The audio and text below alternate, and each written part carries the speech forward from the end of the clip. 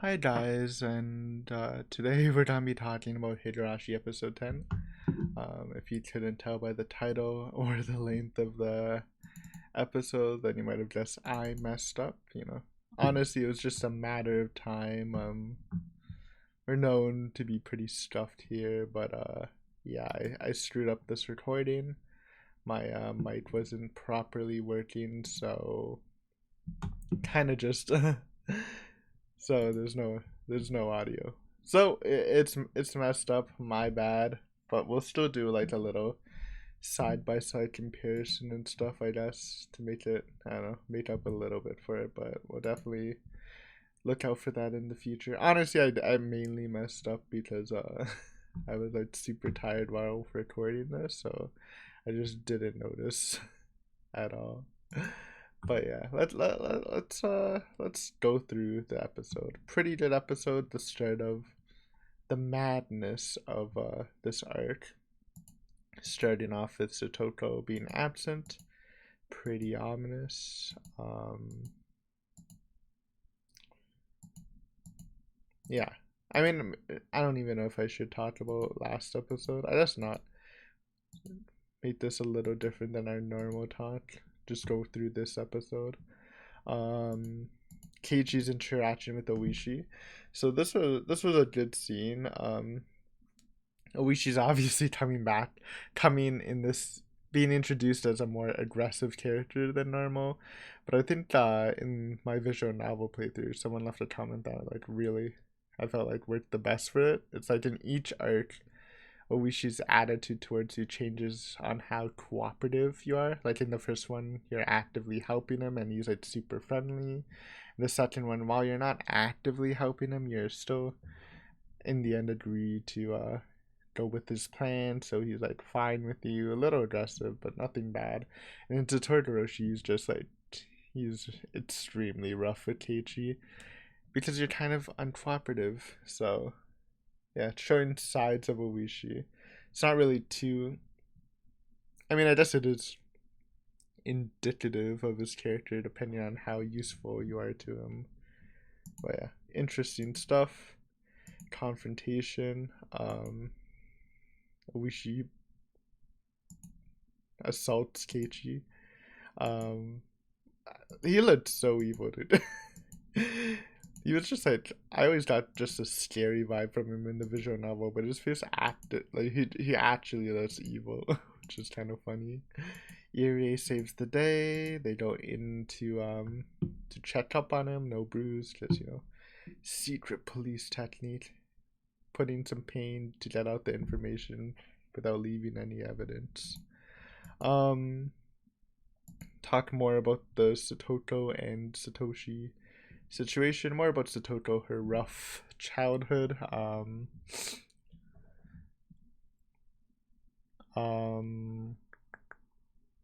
yeah, I mean Satoko. I mean both of them had it rough, but especially Satoko. She just had like a bad string of stepfathers, even though they won't get into that, or maybe they won't ever. But they did talk about that in like the last arc of it. Like freaking some of her past ones, like one of them like tied her to the chair with rope to make her finish her vegetables or something.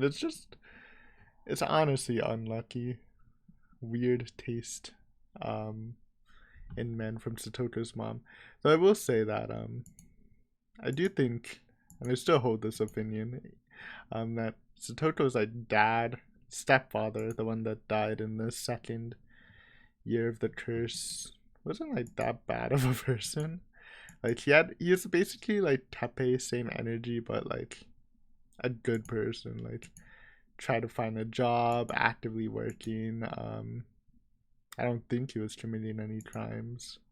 Um, Genuinely cared about the mother and tried to improve his relationship with the children. So also in the episode, like when you get the silhouettes, he looked so much better than Tepe. Tepe looked so evil compared to like the normal looking guy.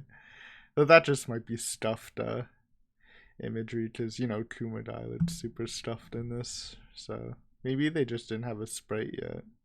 I don't think Tepe got a sprite actually until Mayakashi, so maybe not. But yeah, this talked about, yeah, just talking about the situation, informing Keiichi.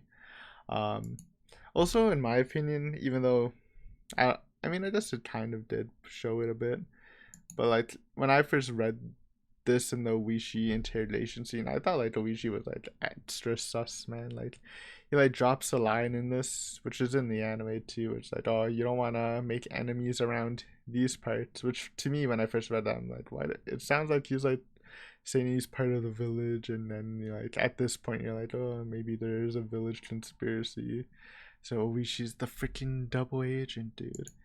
And then they don't show this in the anime, but Irie like kind of talks more about Oishi. I mean, they did say how Oishi's kind of been hounding Satoto for a while, but Irie then talks about how people call Oishi Oyashiro Sama's servant, because whenever he meets someone, when the Watanabe happens, a couple of days after, that person disappears, citing examples like Rika's mom or even Satoshi, which they did mention in Honor Takashi, though I don't think they did it in the anime either. And then making Oishi look a little more sus. He is definitely at least I thought he was a suspicious character for like the longest time. Dude, I was holding on to that belief for so long. Probably longer than most people. That it's still a chance that it could have been Oishi. But yeah, we go through that. Oh yeah, this was interesting. So talked with Tomita and Okamura about Satoto and how the uncle returned. We just got this information that the uncle is a pretty abusive person. And this is an interesting change. So in this scene, it just transits to Keiichi going to Satoto's house. But in the actual visual novel, Satoto actually appears here. They see Satoto coming to school in the distance, and despite looking a little worn, she was kind of cheerful and goes into the class. And it kind of shows this contrast where, oh man, Satoto's in a, you think, after getting all this information that Satoto's in a rough situation, but then they show her being alright. But Keiichi's still pretty worried about her, so he goes to the house, which is where the anime picks off. I don't know, I kind of like that. I mean, obviously the anime needs to speed stuff up, but I thought it was like a nice contrast. Your worst thoughts are the uncle took Satoto back and is abusing her, but then showing Satoto like that kind of gives you hope, but then she still appears pretty in kind of a rough shape. So I don't know, kind of builds the tension a bit, but I guess it is fine. Satoto's house finds Irie driving Satoto, carrying heavy bags. Introducing dead fish-eyed Satoto, just ultimate depression. So sad. Introducing Teppei. He looks a lot older in the anime than in the visual novel for whatever reason. Maybe it's just lighting, but not a good look, bro. But yeah, first hand on how Satoto's situation is, and it's pretty horrible. And then it kind of seems a bit worse in the visual novel, just because you're getting Keiichi's super frustration and stuff in his mind. But they do pretty well when Keiichi like almost screams out and Irie kind of stops him. I thought that was a pretty good adaptation.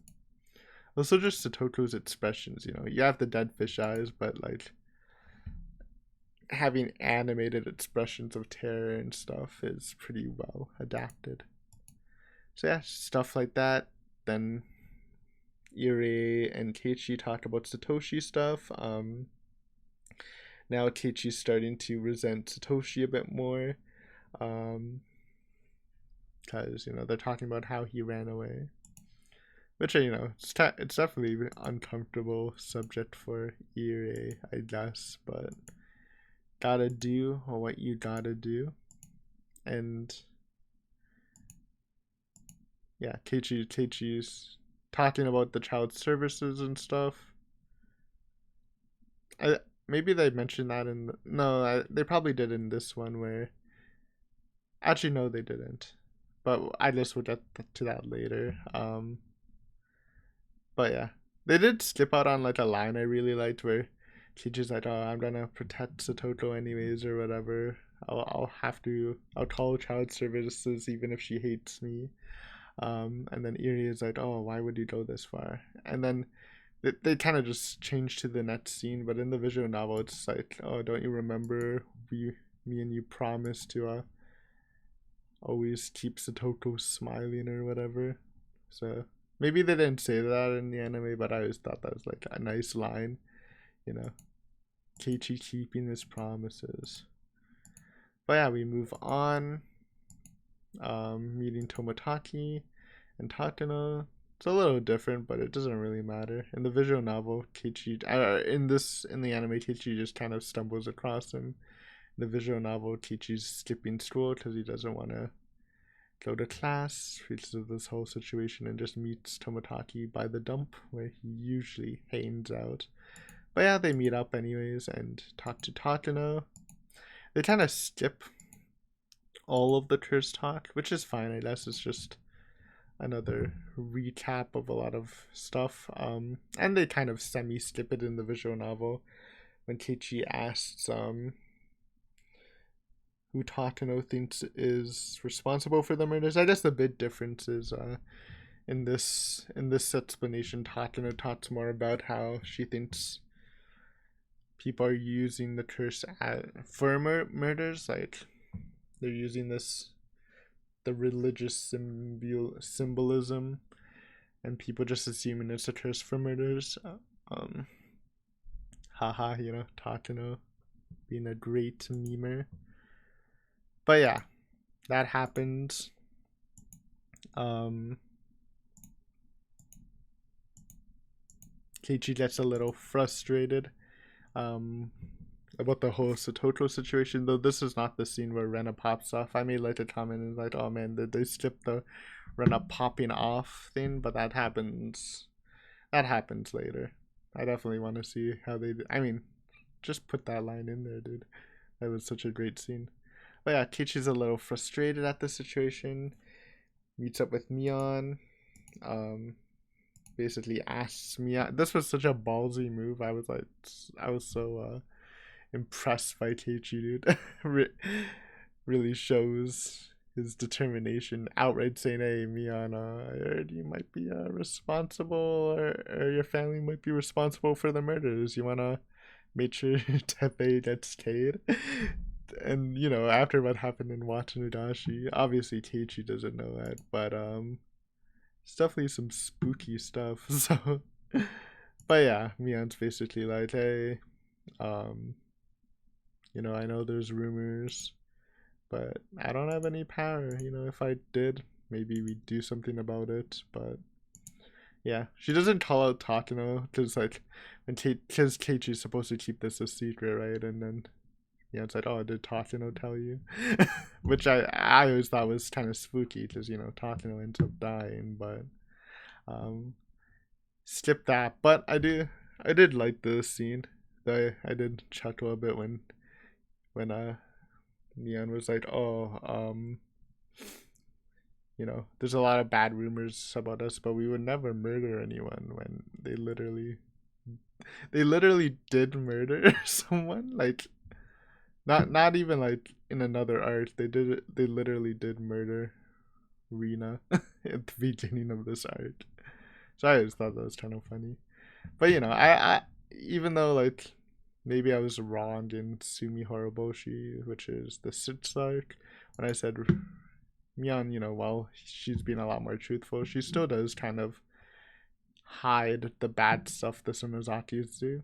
In like this conversation she had with Keiichi, which someone in the comments was like, or maybe like even two people were like disagreeing and saying I'm overlooking things, but I definitely do think while Mion, does be truthful with Keiichi sometimes and looks out for him, she does have just the habit of kind of downplaying any bad the Sonozakis can do, and they did. I'll always point out that they did just kill Rina. Can definitely argue she may have deserved it, but They did kill someone, so they are a Yakuza group. But anyways, this whole thing happens. They skipped the Keiichi monologue riding home, which was a really good monologue, but it doesn't make sense. But yeah, that was a pretty good adapted scene, I thought. The Mion talk. Then we go to straight to Satoko's appearance in class. Satoko's a little angry. They tell child services because even though I didn't mention it before, Irie brought up that she doesn't want to because she thinks Satoshi ran away because she was too weak. They did skip the whole confrontation with Keiichi and the gang asking Chia to call child services and making sure they take it seriously. But they kind of just changed this whole scene around. So in the visual novel, they made Chia call child services, kind of pushed her really hard, and she was pretty determined too. After Keiichi learned about child services like not taking Satoko's case too seriously, because in the past she called about her stepfather and it was just a false report to get him in trouble. But in the anime, Chia did it by her own will. And Rika just kind of tells Keiichi on the spot that it happened multiple times, which I think is fine. I mean, it's definitely an intense scene with Chia, but it's nice to at least show Chia doing it, showing Chia cares and stuff. Kind of just showing how hopeless this situation is, that even the teacher can't do much about it. Transition into lunchtime. Happy Keiichi head pats, PTSD, and the whole Satoko freakout scene. So this scene was, well, I mean, I would say that it didn't affect me as much in the anime, but that can just be a combination of me being prepared and I was just that, not seeing it like for the first time, but it's definitely a vivid, pretty disturbing scene. A lot of cursed Satoko facial expressions. The thing that definitely got me was the vomiting. I'm pretty sure it did happen in the visual novel, but obviously it's not as, they didn't really show it at all. But when she started vomiting, I definitely like screamed a bit. It's definitely a rough scene, and I know a lot of people, it definitely affect a lot of people. But yeah, I was kind of steeling myself for it. So luckily I managed through it. Or who knows, maybe I looked a little bit more disturbed, but I guess you'll never know because I messed up the reaction. I'm so sorry, guys. But yeah, freakouts. It kind of just ends in the middle of the freakout, huh? Master of cliffhangers. I was ready for No, it's not Transcendent Keiichi yet. Never mind. Yeah, I keep getting the timeline messed up a bit. I'm gonna blame me being tired again. But yeah, I was the Transcendent Keiichi meme. I'm interested in seeing that. But yeah, overall I thought this was a pretty well adapted adapted episode. I don't really have a problem with anything, to be honest. And I thought the whole Mion talk and Satoko freakout were pretty well done. But yeah, that's just gonna be it for me. Small video. Again, my bad. Next time I will keep my eyes open. And not make any mistakes. Luckily, again, it was not like the arc finale or whatever. It's still in like the building point. But yeah, good episode. Anyways, thanks for watching. I'll see you next time with episode 11. Yeah, thanks for watching. Bye.